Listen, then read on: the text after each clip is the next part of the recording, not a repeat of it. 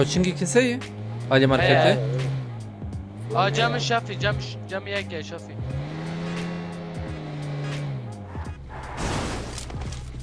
Camı ne? Helal açu. Helal ya. Yansın. Nereye yakın ki? Zubilizin. Gerekme. Hakkı hındık may. Helal açu kız. Tam jirate yendi. Tamam azıyor. Açı camı.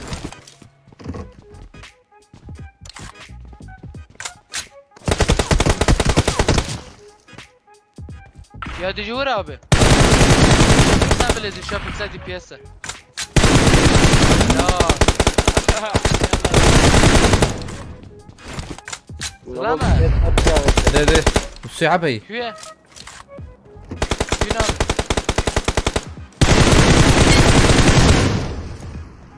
خلاص.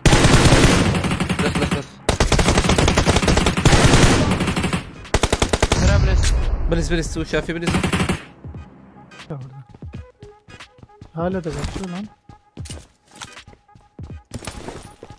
Buraya bir de bakılmış. O kasıyor şu an. Aynen.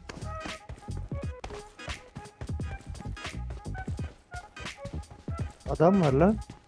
Hı hı. Lan gerçek adam yanımda. Araç geldi.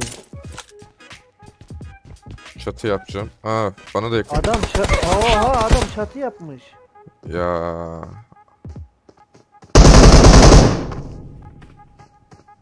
Abi kalabalık.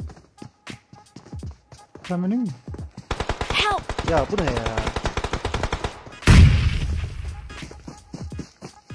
Yumruk atmaya geliyor.